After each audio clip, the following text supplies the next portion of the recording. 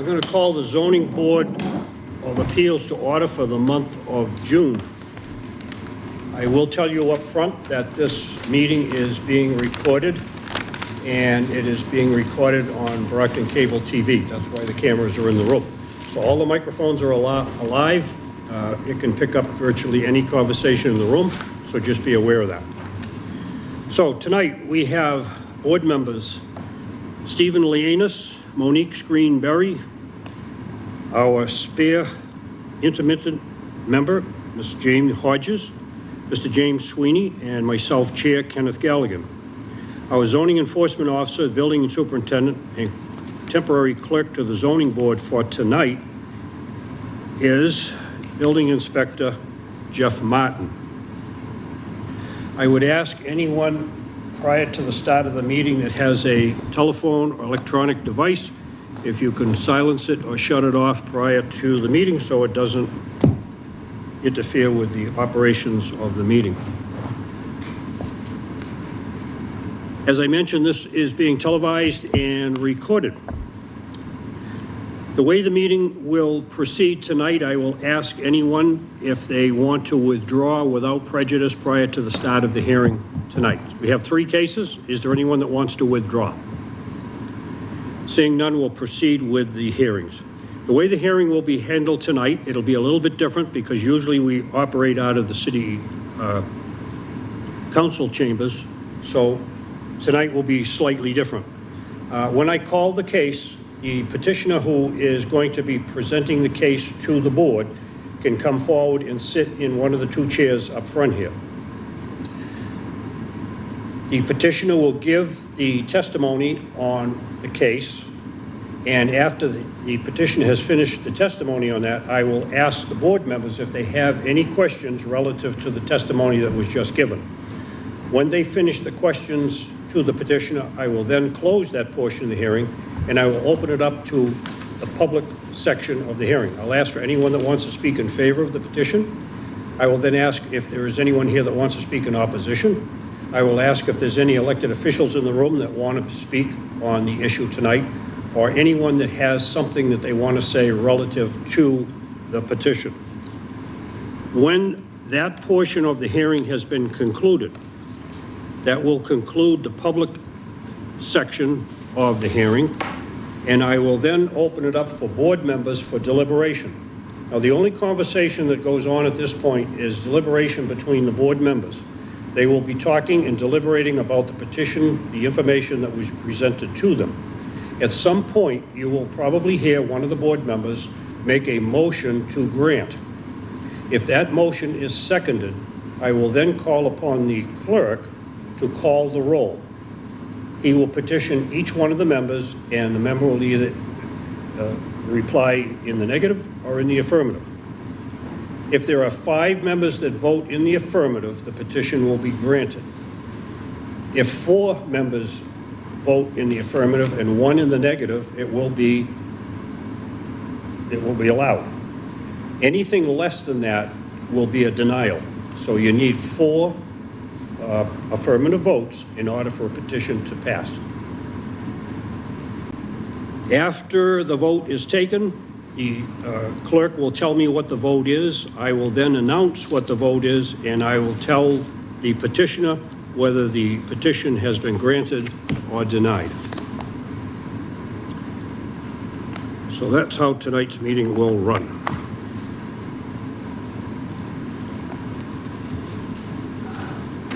Board members ready? Yes.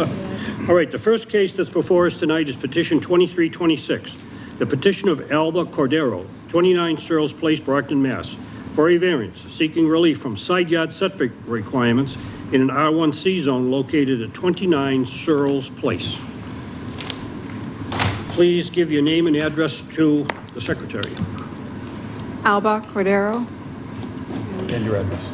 And 29 Searles Place. And I'm James Caseri, 37 Stafford Lane. And I'm here helping Alba Cordero. She's seeking relief from side yard setbacks and any other relief that this board may deem appropriate. Alba is a nurse at the Neighborhood Health over here on Legion Parkway in Maine. Her husband, who is not here this evening, he works in the construction trade. He's home watching their 6 children right now. Alba and her husband moved into this house 4 years ago, and when they moved in, they had 3 children. Their family has grown, it's doubled actually, and now they have 6 children. So they've outgrown the house. They literally are busting at the seams, and they can't fit in the house. Also, Alba's daughter, Maima, who is no longer a little girl, she requires her own bedroom, because right now she's sharing a bedroom with her brother, and it's gone beyond that point. So, when the Cordero family originally moved in, when they bought the house, they had no idea it was what we consider a pre-existing non-conforming structure. They had no way of knowing such things. They had no idea that any expansion of the footprint of the house would require zoning board approval. They always assumed that when their family grew, they'd simply be able to put an addition on the house. Since Alba's family has moved into Searles Place, they have become an integral part of the small neighborhood. Her children play with friends, they attend local schools, and moving to a different neighborhood in a larger house would be an extreme burden on this family, not only because they love the neighborhood they're in, but it would also be a financial burden to move into a bigger house. They can afford this addition, but they really can't afford, with this growing family, to move to a bigger situation. So at this point, I'd like to tell you a little bit about the neighborhood. The entire neighborhood that we're talking about consists of 10 houses. It's kind of like a village, we call it. Every house in the neighborhood is pre-existing, non-conforming. You can see that this house is virtually on the street. There's no setback. This home, and these are direct abutters, are direct abutters to direct abutters. This house is 12 feet off the property line. 6 feet on the side yard setbacks on this home, and only 15 feet in the front. This garage is actually the property of 39 Searles Place, but it's on Stafford Lane. So, and there's also another garage that does that. So not only are they non-conforming because of the size of the lot and their proximity to the property line, but they actually enter from Stafford Lane, 2 of the garages, for addresses that are actually on Searles Place.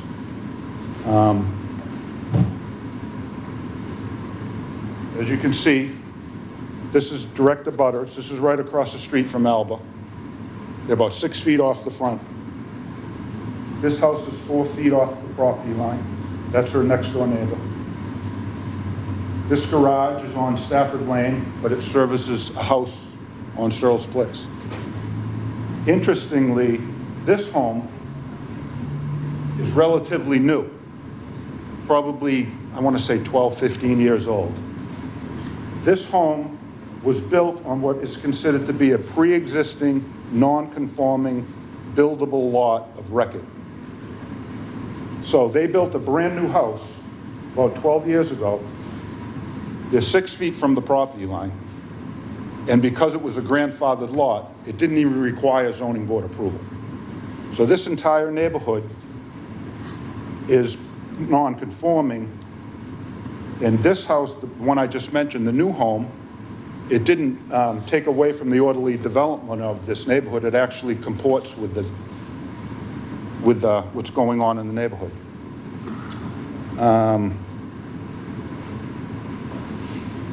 So it was built on what would be considered an undersized lot, and they built a brand new house, a big house. So you can see it fits nicely in the neighborhood. And so I guess with that, I guess we'll take any questions you may have. And I forgot to introduce This is the architect for the plans, Wilma Castillo. So if you have any questions for the architect, Alba's here to answer any questions you may have. My first question is, how far from the property line is the garage going to be? 4 feet. 4 feet from the garage? And is there any reason why you can't go to the back of the property, not to Stafford? Enter through Stafford instead of Searles? That would be non-conforming in itself. That would require a separate. So Separate. we have with the pavement being right next to the house, so that's also part of it. It's like there's no other place for a garage to go in the sense of like, That's where the driveway that's is. where our driveway So is. you couldn't put it, enter through Stafford? You'd be taking their backyard away from the kids. They play volleyball out there, wiffle ball. You'd have a driveway right in the middle of their play area. The children are out there every day.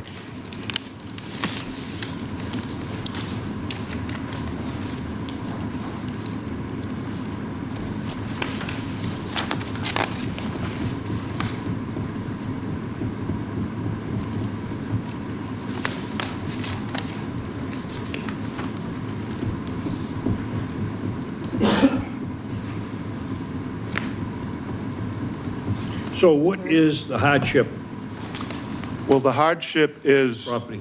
the size and shape of the lot and the positioning of the house on the lot, which there's no way to add anything to the footprint of this house without having a variance. And also, there's a financial hardship where they can't afford to move to a bigger situation, and they desperately are in need of living space. So when we bought the house 4 years ago, it was a 2-bedroom house. We've already done some work on the house within the realm of what we can do, and we no longer fit in there. We had 2 kids, and then as each year we had an additional child, and if we were to, at this state with the current housing market, have to uproot our children because we can't actually fit in our house, I just fear that I'll be in a situation where I can't actually afford to buy a house because they're overbidding. I am deeply rooted in Brockton. I grew up in Brockton myself. I now work for the community.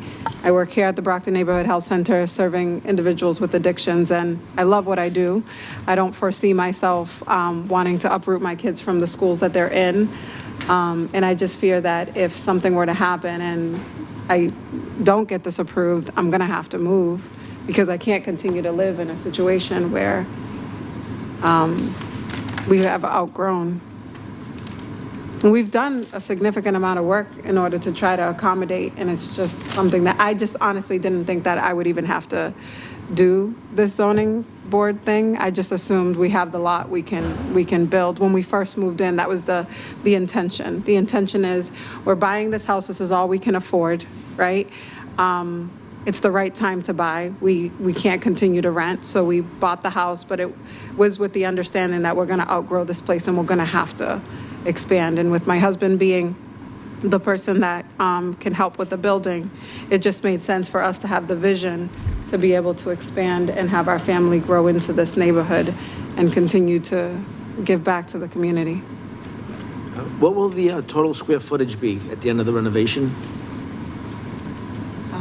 I don't know that for sure. The total square footage? On page what?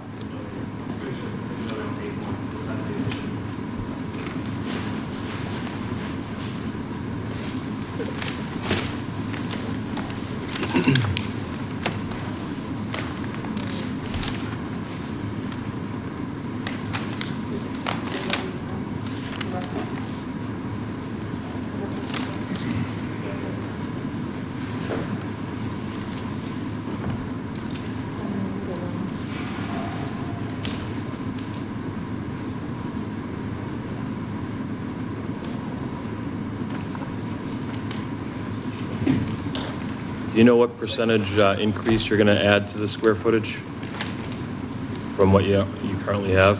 No, I do not.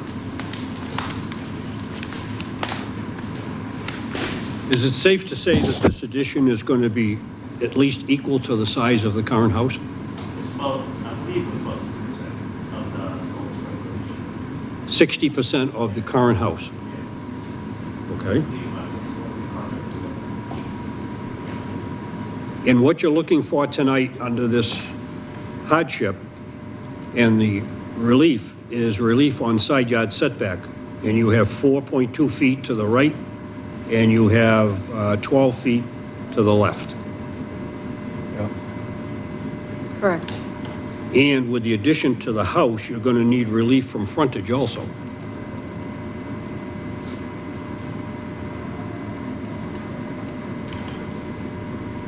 And you're saying the hardship is the financial and the size and shape of the lot and the size of your family that's going to be living in this house. Correct. Yes.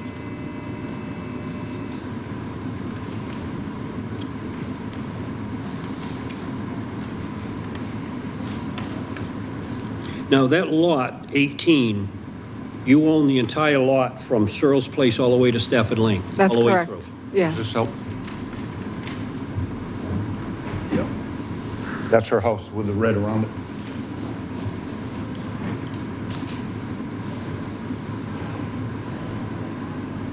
So it's roughly 60 feet in the rear and 60 feet in the front. Okay. Anybody want to see this? Yes. Here's another one. So I have,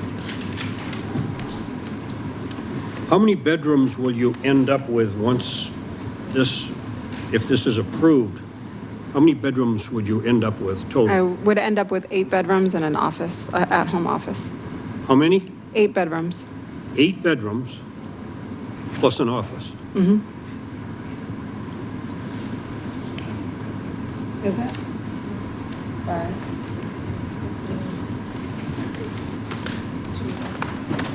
Want to keep this or do you want it back? Believe it or not, my husband and I aren't done having children. And we don't want to keep coming before the zoning board as we continue to grow. Okay, any other questions from the board members?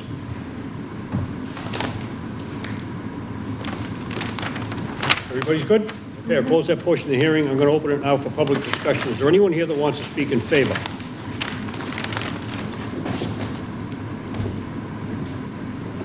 Seeing none, I'm going to close that portion of the hearing. Is there anyone here that wants to speak in opposition?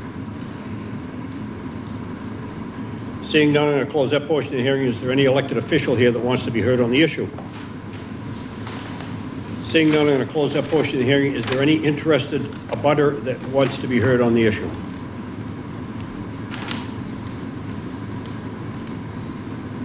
I don't know if he can hear what I'm saying. I don't think he can hear you. Would you like to speak on the issue? Are you here to speak about this Searles Place addition to the house? Yes, Okay, this is your time to say what you want to say about this addition to this house. I have no problem with it. It's, What is your name? say that again? What is your name? William Ackerblom, Okay. Akerblom.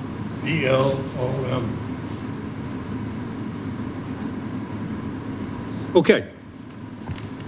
What do you want to say about this petition that's before us? I have no problem with it. They're the nicest people that my neighborhood has had in 20 years. The last decent people I had living there was John Kelly in the house next to him. And she has 6 kids and they're all well-dressed and well-mannered. Unbelievable how well she's raised those kids. And, I would hate to see her have to move, because she needs more room. Because, it's, I'm 80 years old and it's nice to, finally get someone, in the neighborhood that's, she's very caring and has come up to my house, several times. Where is your house in relation to this one? There's one house in between us. Are you further down the street? Yeah, I'm at the end of the street. Okay. So you're here to speak in favor of it? You're speaking in favor of this? Yes. Okay. Yes. You all set? That's more or less all I have to say, that, you know, they're a welcome family in the neighborhood. Okay, very good, thank you. All right, that concludes the public discussion on the issue. I will now close that portion of the hearing. I'm going to open it up to deliberation among the board members. Board members. I think this is an interesting one, where it's in a tight neighborhood of homes that are similarly set back. We don't normally grant relief often in these cases, but where, in my opinion, where the neighborhood matches, I would be in favor. Yeah, I agree. I don't see it being detrimental to the neighborhood, and it will eliminate the backyard if they try to put it on the back. But the only thing I'm questioning is the size of the addition. It's not supposed to exceed 50% of the current square footage. I don't know if anybody. I think it's larger, but the majority of it is set to the rear, which does help. I mean, we don't have our current fire chief here tonight, but the majority of it is set back, but we do have some to the side here, according to diagram. Typically, in these cases, we like to see the petitioner exhaust any rear yard space, and if they can. So, but I seem to think that there's similar setbacks on that same street. So that's my opinion. The lot is a long, narrow lot, and ironically, it has access from two streets, from both Searles Place and Stafford Lane. For discussion purposes, it looks as though there could be another alternative to putting this addition more on the back of the house and eliminating the need for the side yard setback of only 4 feet. I know she said the driveway comes in on that side, but there is the option to do some other things here that would be less intrusive on the house at number 25 Searles Place. When I went up and looked at it, it is a very tight neighborhood. There's no question about it. And what we're hearing tonight is the petitioner is a very good neighbor. There's no discussion about that. The one thing that concerns me is the number of bedrooms. She has a legitimate need for that number of bedrooms, but by granting a variance, we are granting this building with 8 bedrooms in perpetuity, so that even years down the road, this could be sold and we're still dealing with 8 bedrooms in that neighborhood. But my concern is the layout of the building. I think there's some other alternatives that would lessen the side yard setback of only 4 feet on one side. Motion to grant. Second? Motion has been made and seconded to grant. Will the clerk please call the roll? Stephen Leanis. Yes. James Sweeney. Yes. Jamie Hodges. Yes. Monique Screen-Berry. Yes.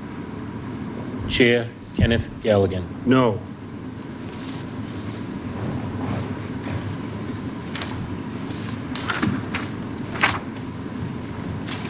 What's the vote? The vote is 4 affirmative, 1 negative. All right, the vote is 4 to 1, 4 in the affirmative, 1 in the negative. The petition is granted. Good luck.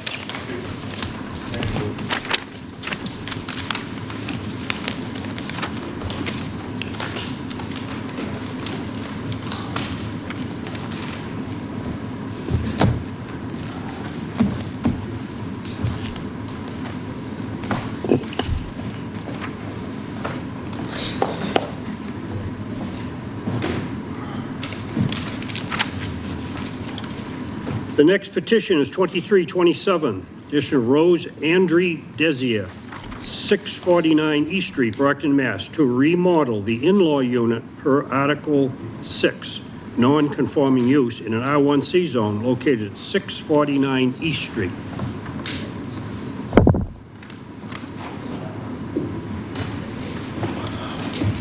Good evening. Please give your name and address to the clerk. My name is Rose. You'd have to speak up. My name is Rose Andre Desier. Bring the microphone right up close to you. There you go. My name is Rose Andre Desier. My address is 649 East Street, Brockton.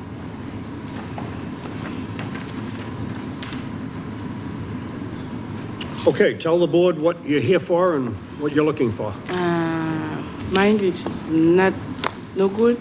I have him. You're gonna as an interpreter. I'll be interpreting for her. Sure. My name is Gerald Joseph. I'm a friend of the family. First name? Gerald, last name Joseph. Thank you.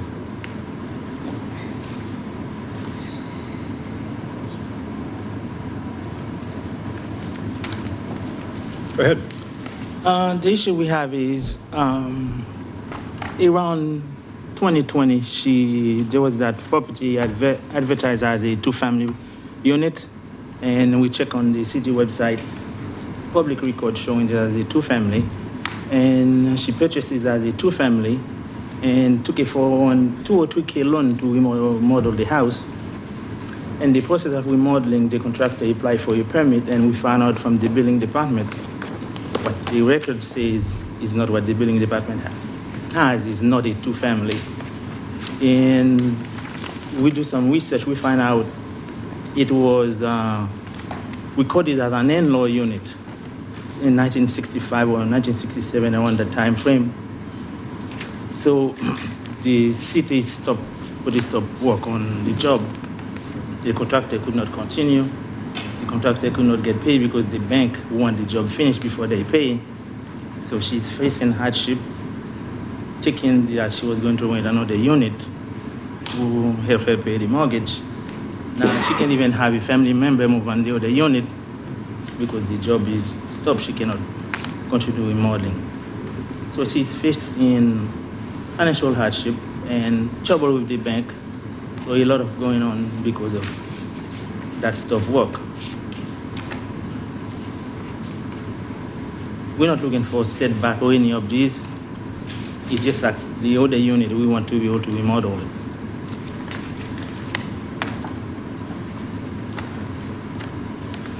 So the house currently is a single-family house. It is, yeah, based on what the building department says, it is a single-family house. But if you look on public records, assessor's office, and the way MLS listed it for sale as a two-unit. Right now, if you look on the city's website, it is a two-family. But the building department is not a two-family. Correct. If I may, Chair, it was sold to you as a two-family Yes, residence? it was sold as two-family. I have the listing here.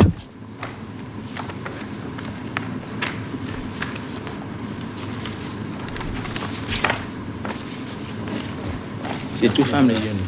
Okay. We have it. So she bought it like that. Okay, the records of the building department are the accurate records of what the plot actually is and what the building is that sits on that plot. Okay. The assessor's records may be different than the building department's records. Yes. So it may be assessed as a two-family house when in fact it is a single-family house. So I'm a little bit unclear of what you're looking for tonight. What we're looking for is go back to the 1967 in-law unit. You have a family members living in the city. At least a family member can live with her by finishing the other unit so that they can have access to it. Because right now, it is closed. She has no access to that unit. So she cannot do any work to it. So you want to continue using this as an in-law apartment? Yes. So there is a definition for an in-law apartment that is different than a two-family. An in-law apartment cannot have certain things in the kitchen. When I looked at the building layout of this building, I discovered there's only one means of egress to get in and out of this addition. There's no outside way to get out of this. You have to go through the main house to get out of the addition. Yes. Okay. So in my research here, I found on July 11th, 1967, the owner, on his behalf, stated that he wished to build an addition to the existing house in order that his father-in-law and brother-in-law would be able to live in this house with his family. Yes. That's what the petition was in 1967. He was asked by the board if he intended that this dwelling remain a one-family house, and he replied that was his intention. He also stated that he would accept this as a condition of the variance. Yes. A motion was made by Mr. Raynard, who was a member of the board, that the variance be granted with the stipulation that this remain a single-family dwelling. Yes. Okay, so there is a variance that has been granted for this location that specifically states that this house shall remain as a single family and it can have an in-law apartment. Yes. You can't have an in-law apartment without a variance. This variance was granted. The variance goes in perpetuity with the land, so you have an in-law apartment. Okay, that's what we just wanted, so that the building department could allow us to continue. All right, so what may have happened here is this has transformed itself from an in-law apartment into a two-family house. Yes. That may be the problem that you're up against, Yes. okay? So you're not here tonight looking for a variance to convert this to a two-family house? No. You're not? No. We want to continue as the 1967 in-law.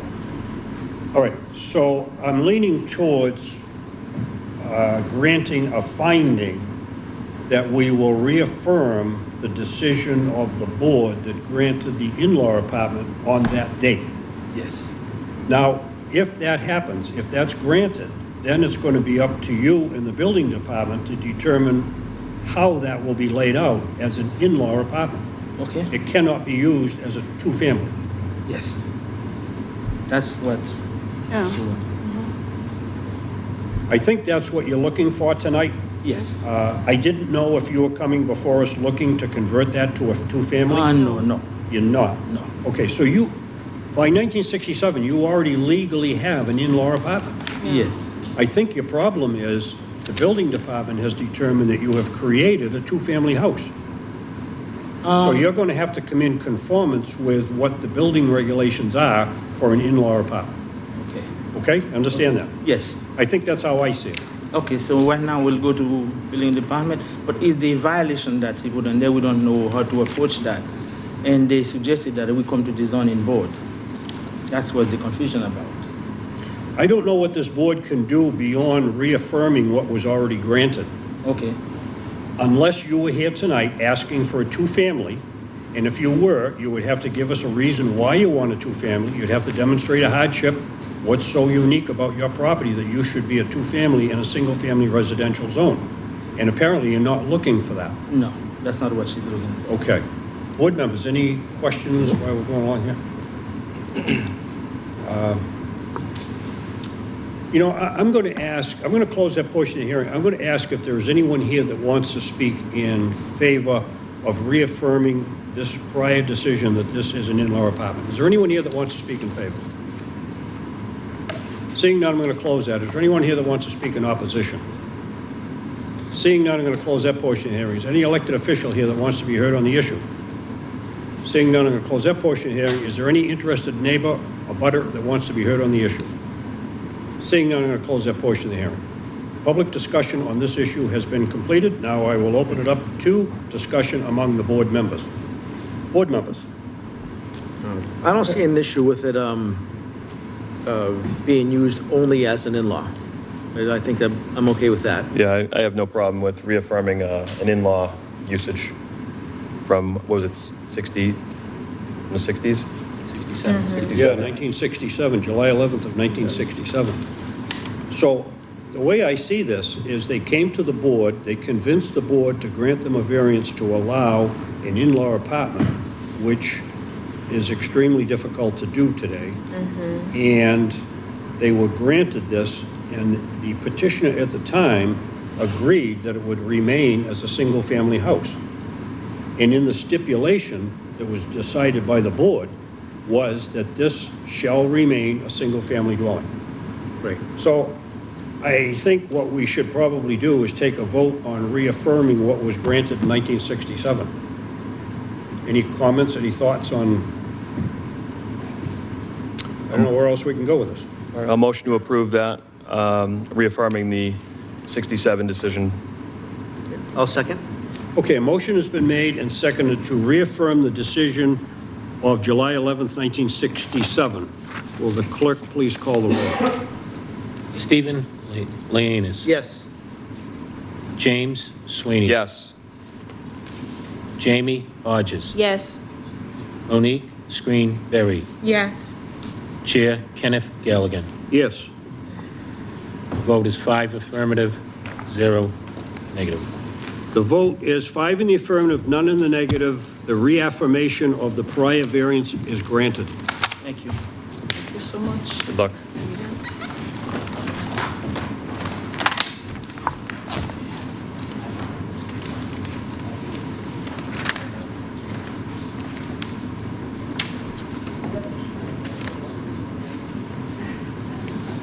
Seven, 11, 67, 7, 67.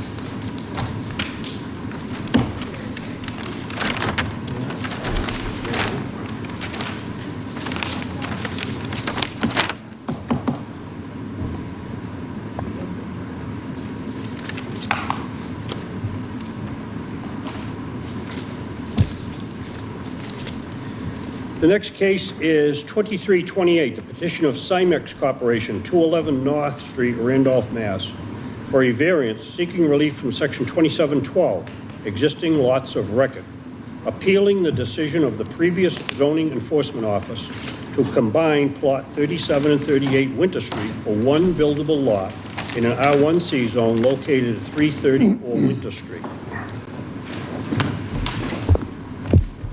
Good evening, Mr. Chairman, members of the board. For the record, Attorney Philip Nazarella, representing the applicant, CEMEX, represented with me this evening by Mr. Isoldo da Silva. What we are seeking is for this board to make a determination that the property in question is a buildable lot based upon its history. And I believe there are two clear pathways to arrive at that. The first pathway is to show that it has not lost its identity as a buildable lot. The facts surrounding that issue are overwhelming and compelling that it remained a buildable lot. The second is, and I therefore would ask that we reverse the earlier opinion of the building inspector. And the second is a variance. But quite frankly, I think the most appropriate way is the reversal of an early opinion, which in due deference to the building inspector was based upon some incorrect information that was given to him, which I'll get to. If I may, to begin with, this particular plot, 38 being lot 68 on Winter and Bourne Street, comes from a large subdivision in Brockton called Butler Park. It was a recorded plan in 1921 showing well over 150 lots with the similar size, similar shape, similar characteristics that all have homes on them. These 4 lots now contain a building here, and on these 2 lots, a building. These 2 lots were combined. This lot remained a separate lot. So out of all of those lots of similar identity, this is the only one that is vacant. Now, the argument is that it is a buildable lot for several reasons. First of all, the assessor's office has assessed it for $133,000. That's not an assessment on a vacant lot. Mr. De Silva, on behalf of his company, purchased it for $157,000, certainly with the intent it's a buildable lot. In 2020, there was an earlier legal determination that the lots had to be merged to make a buildable lot. That was based on a legal opinion from the law department in August of 2020.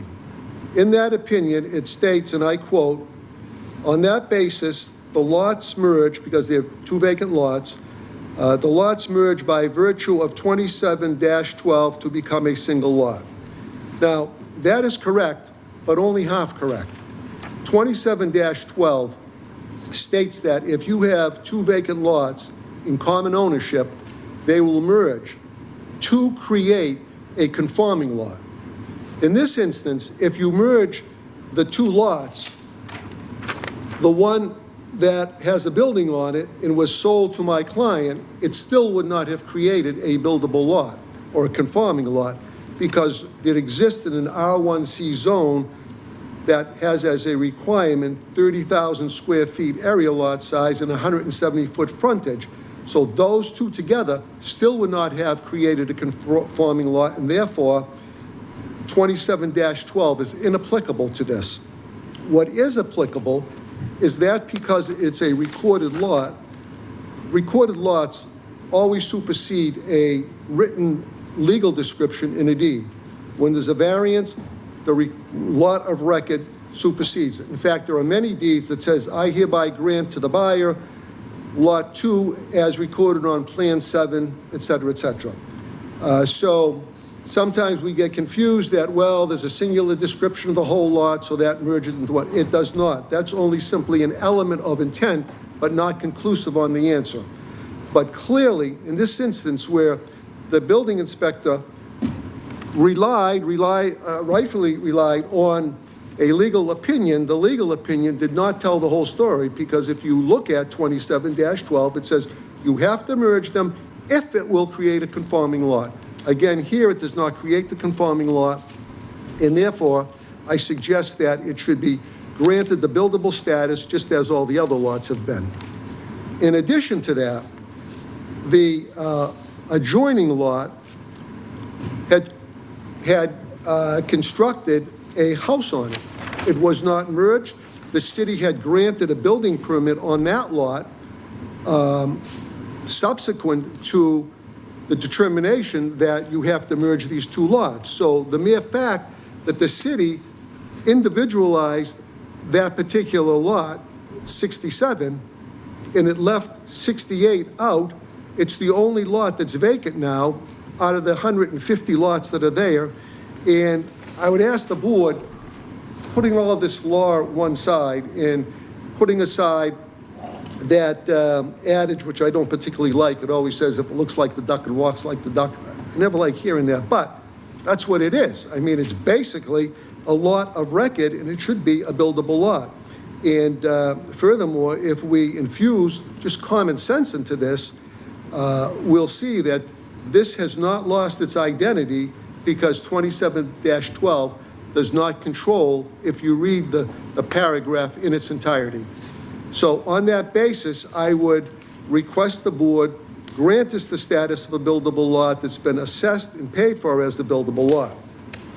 And Mr. Chairman, based on your preference, I prefer to pause here and ask the board's vote on that rather than going into all the reasons for a variance, which may not be applicable if the board sees that or adopts the suggestions and presentation that I just have made.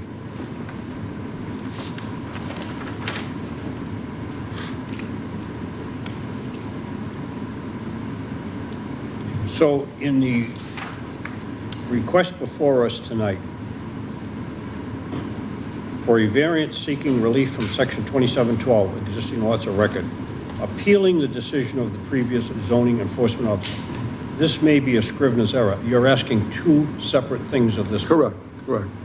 You're asking to overturn the decision of the building inspector or to, or to grant a variance? correct. All right. Board members?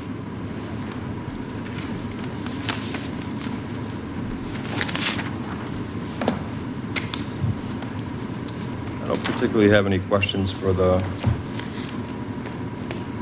petitioner.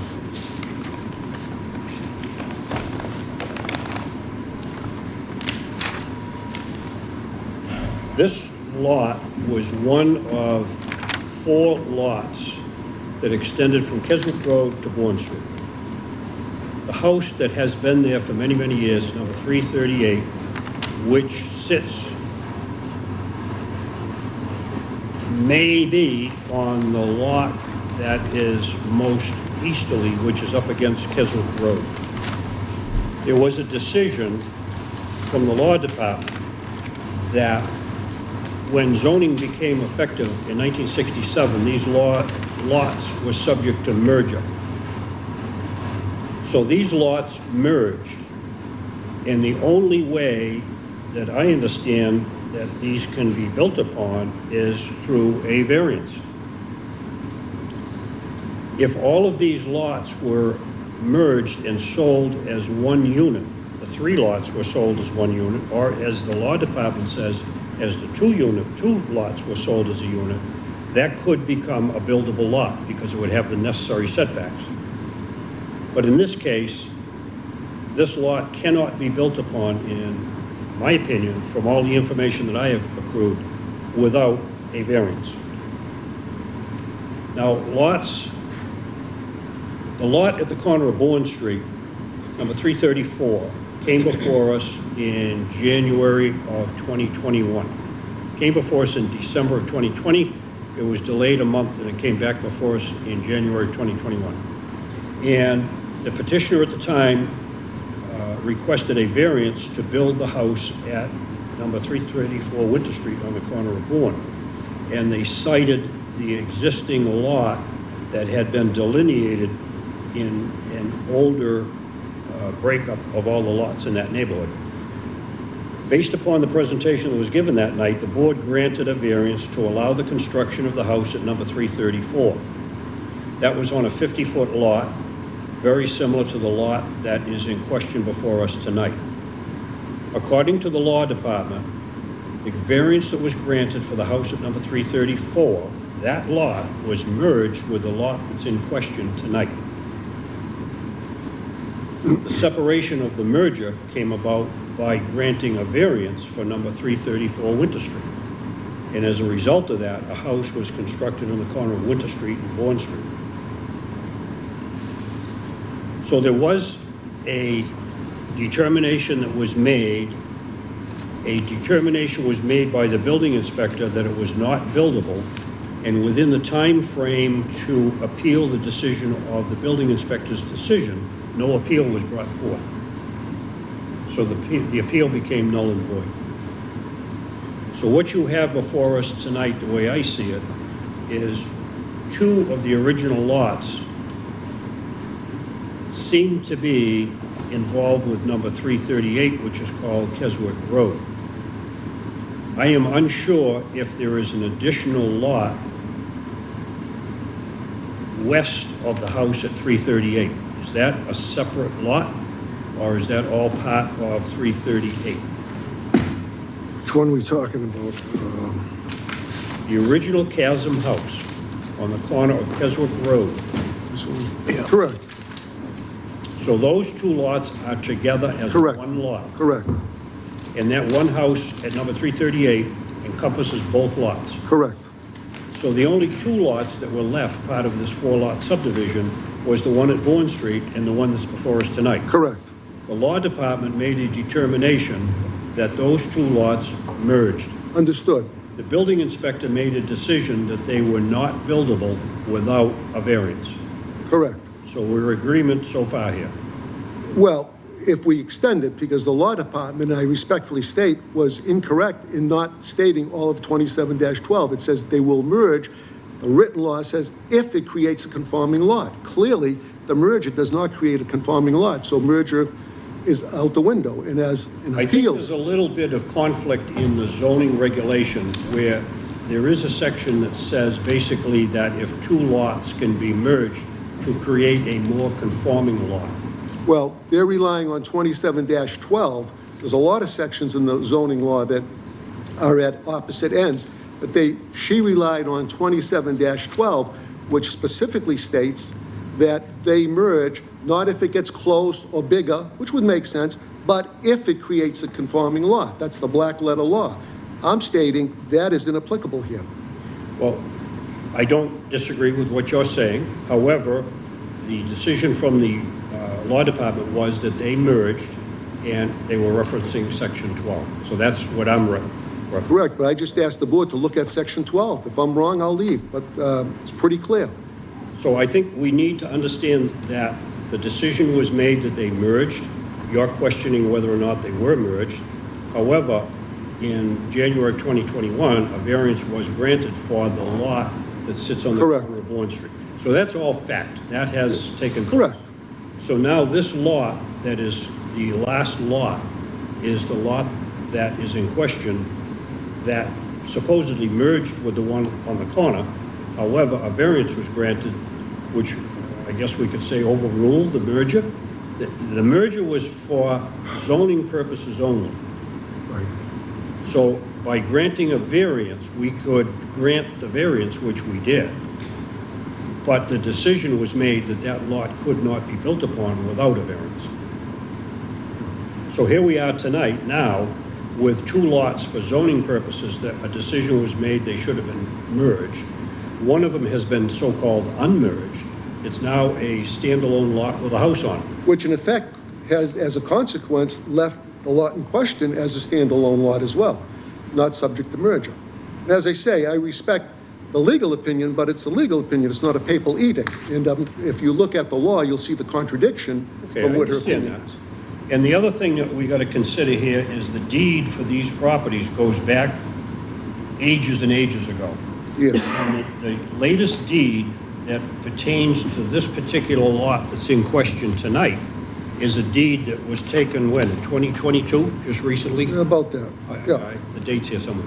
So that deed is a new deed which created an ownership for that lot, but that new deed did not create buildability for that lot. In other words, the petitioner owns a lot that he can't build on. Correct. An expensive lot that he can't build. I don't doubt that. So the decision of the building inspector that this lot is not buildable without a variance is the first question that's before us tonight then. Well, I think it was that it's not buildable without a merger. And that's the issue that I'm contesting. I don't believe it ever needed a merger.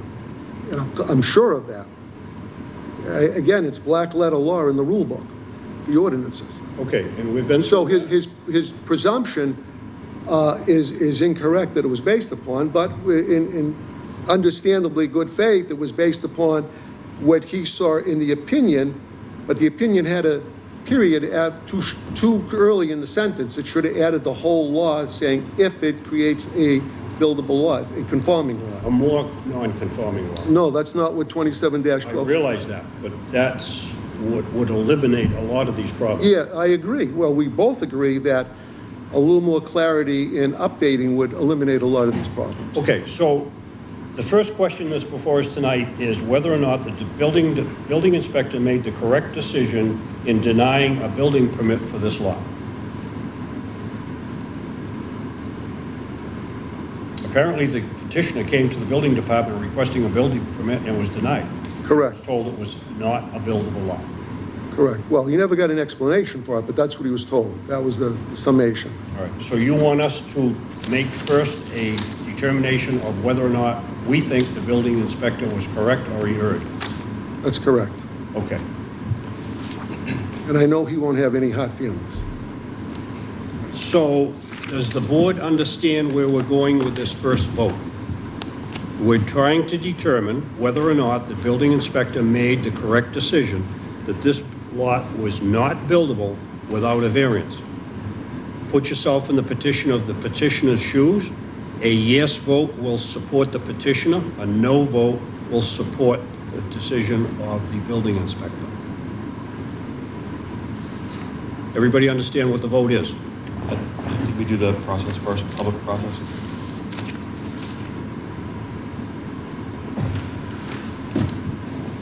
Yeah, I guess we could, because we may end up going through this thing twice. It's possible. All right, so let's hold it right here that you have given your presentation. We've had our discussion. I will now open it up for public discussion relative to the decision of the building inspector. Is there anyone here that wants to speak in favor? Seeing none, I'm going to close that portion of the hearing. Is there anyone here that wants to speak in opposition? Seeing none, I'm going to close that portion of the hearing. Is there any elected official here that wants to be heard on the issue? Seeing none, I'm going to close that portion of the hearing. Is there any interested abutter that wants to be heard on the issue? Seeing none, I'm going to close that portion of the hearing.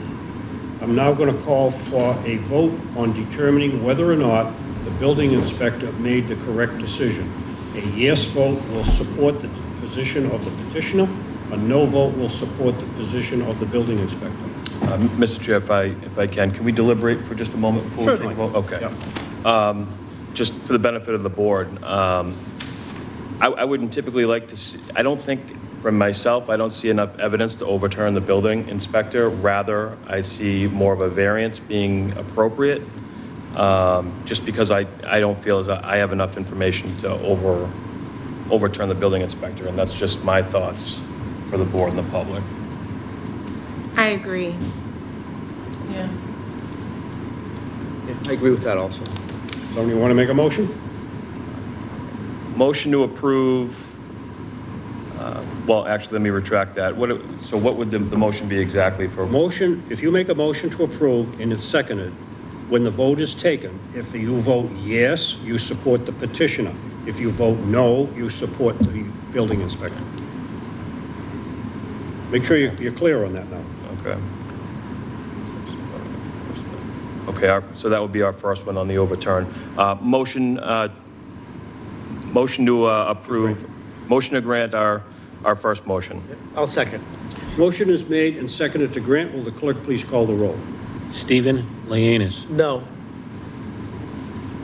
James Sweeney. No. Jamie Hodges. No. Monique Screen-Berry. No. Chair Kenneth Galligan. No. Vote is 0 affirmative, 5 no. The vote is unanimous to uphold the decision of the building inspector. Now, the petitioner is before us asking for a variance to allow construction on this lot. Motion to grant variance. Hold on. He's now got to give his case. I think I'll leave it there. No. We want to hear Well- hardship and everything else. Okay. Again, we're looking at a lot that is in the midst of 150 other lots, all of the same size. This is the only empty one. And because of the legal complications, it ends up staying this way until such time a variance can be granted. Now, the layout of the variance would be, first of all, it certainly doesn't derogate from the intent of the zoning ordinances, where it fits exactly like all of the other houses. Doesn't derogate to any degree. Secondly, being standing alone, it's had the same problems that the lot on the corner, lot 67, that was a recipient of the variance has. It's getting trash on it daily. The neighbors are picking it up, and they're yelling at him that he's not keeping his lot clean. So if he can get a structure on that, at least it makes it more conducive to all of the other lots, and it creates a uniformity. And I think that if financial hardship comes into play, because of the issues of the law, let's say, he now is handcuffed and not being able to use what looks like and which has been paid for and which resembles a buildable lot in all respects. He has a severe financial hardship, not a minor one, in relation to what he has paid for this and what his carrying costs are, and also picking up the trash on the land. So I think in the interest of justice, the fulfillment of these statutes, and again, infusing common sense into what we're looking at, a variance would be well in order and be more than a gratuitous grant. It would be for the betterment of that area, that street, and that lot, and we would respectfully ask the board to grant that variance. Can you speak to anything relative to shape, topography, size of the lot? Well, it's, again, the size conforms to the other sizes in there, but it's the lack of use, and financial hardship being an element, aside from what the chairman just stated, was one that I focused on. He's facing a financial hardship, not because of his doing or the land, but because of the way the law, as you correctly stated, has its in opposites with it, and it has its conflict with each other. So he's being harnessed by that and affected, whereby if it was several years ago, or if the ordinance was read the way it's written, that it's not a merged lot, he'd have a buildable lot. So because of those reasons, he's certainly sustaining a hardship, whereby the grant, would the grant be better for that area as opposed to the denial and leaving it a vacant lot? I mean, you can look at it in that very simplistic form. Would the grant allowing him to have a house where all these other houses are and develop it and make it a clean area be a better thing for the city of Brockton? So I'm trying to run away from the common sense argument, but it keeps pushing me to present that to the board members as opposed to getting into the legal technicalities. But yes, there's a financial hardship, and I think that satisfies 40A. It's one of them. How many do you need? I'm waiting anxiously to hear them all. Well, again, as it was stated in your prior grant, you talked about the trash and the rubbish being on the land, and if the grant was made, that would make it a better lot and clean it up, and that was the basis for the hardship on the one that you granted back in December 2021. And I'm saying I would replicate all of that basis and tell you it's the same exact situation here. Where this is a reduction in side yard setback on the west side of this house, would you have any comment about doing something to separate the property of the current house that was built at 334 and the proposed house? What do you?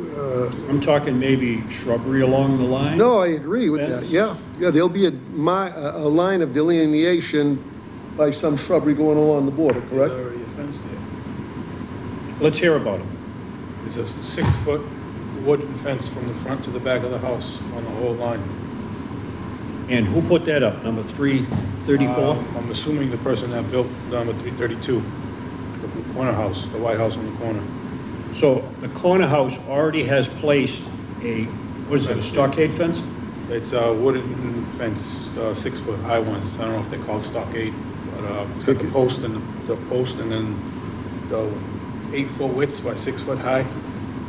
Is it a vinyl fence or is it? Wooden fence. A wooden fence? Wooden fence. So my concern is due to the side yard setback, that may be something that we would want to consider in deference to the people that have already built the house at 334. So you're telling us the people at 334 have already taken that into consideration and put their own fence up? Correct. I don't know, that's what he said. Yeah. I got engineered plans that show and prove all that.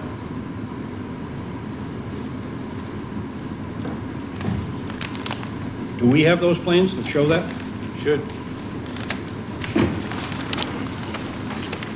There are the house plans. That's the one you're looking at right there. This one? Yes.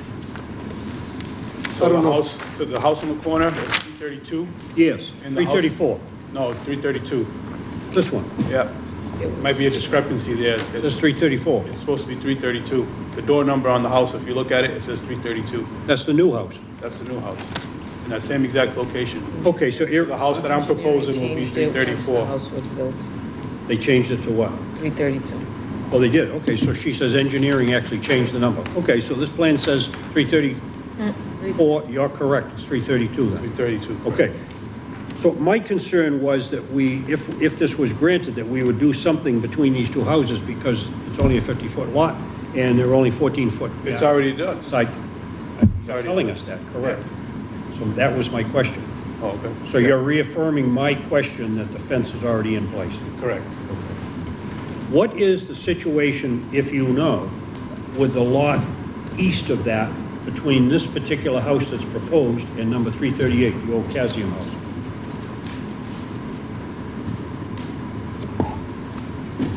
Are you talking about the one behind it? Here's the lot in question. Yes. This has got a Now house. come down to those two lots there, are they combined for the one Yes, house? yes. So there is no other lot that's available? No, that's the only one out of this that's vacant. I'll never be back here on that. Well, that was going to be my question. Is that another potential? No, because is there a house on that? Yeah. So there's already a house on that covering the two lots. The old house that's there covers the two lots? Yes, they actually had a structure in the back that came to the back of it. So it's one lot. Cannot be divided. Okay. Well, it's a pretty unique situation that we've come through here. That's what a variance is. It is, and you've been here before, you know what we're talking about, so. So we have determined that the building inspector made the correct decision. Now you're requesting a variance to allow you to construct a house. So the driveway will be in the front. There's a landing on the side, and there is a deck in the rear. Everything's in conformance except the side yard setbacks. Correct. All right, board members, any further questions? No? Okay, I'm going to close that portion of the hearing. Did I open this up for public? I didn't, did I?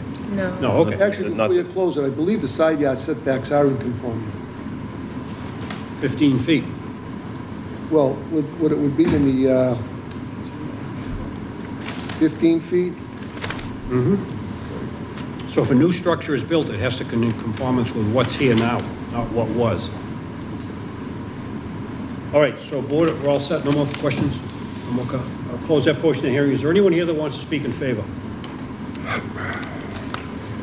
Seeing none, I'll close that portion of the hearing. Is there anyone here that wants to speak in opposition? Seeing none, I'll close the portion of the hearing. Is there any elected official who wants to be heard on the issue?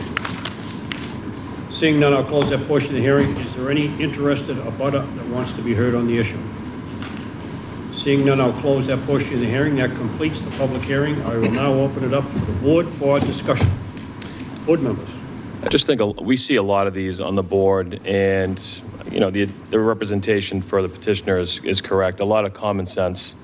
Some of these lots that we see in the city, they get trashed because the owner is not there, and I certainly see that aspect, the common sense part of it. And in doing so, I also see the variance part of it, so I would be in favor of that. I think we should be specific, too, in saying this shall remain a single-family house. It should be part of the decision, so that down the road, it can't change it to something else. We throw that on as a stipulation? I will. Yeah. Okay. You know, I'm just concerned about the fence on the side, and obviously that fence was put up and it's going to be maintained by that 332, which made life easier for the petitioner that's before us. I would hope that that fence remains, and at this point, I don't know what we can do to stipulate that that fence has to stay there because it doesn't belong to him, it belongs to the neighbor. But I think it's probably going to be helpful if this was to be granted. That fence, I think, would be important. Any other things that you can see here? And the petitioner stated that the house at number 338 takes up those two lots. So I am of the opinion tonight, when I take my vote, that there is no additional lot between the house in question tonight and number 338. Yeah. This would be the last house between the two streets. That's my opinion. Should we write it down as number 334 since they changed it instead of 38? The 334 is the house that was built before. That's Yeah. really not in question tonight. Okay. Just wasn't sure because that 334 is now 332, right? Correct. And yours is now 334. The new house will be 300 and something, the 34, engineer. It hasn't yeah. been assigned a number yet, obviously, because it hasn't been granted. Okay. But for reference purposes, there was a scrivener's error here, and it's been changed. The engineer changed the numbers. I don't Okay. think we need to get involved in that. All right. Motion grant? So the motion to grant, the stipulation is it remains a single-family house, and the wishes of the board is that a fence be maintained between those two. It's just an expression of the board. Okay, motion to grant? Second? Motion has been made and seconded to grant. Will the clerk please call the roll? Stephen Layanis, Yes. James Sweeney, Yes. Jamie Hodges, Yes. Monique Screen Berry, Yes. Chair Kenneth Galligan. No. The vote is 4 affirmative, 1 no. The vote is 4 in the affirmative, 1 in the negative. The petition is granted. Thank you. I feel like the Denver Nuggets, just. Thank you very much. Good luck. Thank you. That is the final case that's before us tonight. Motion to adjourn? We are adjourned. That was the quickest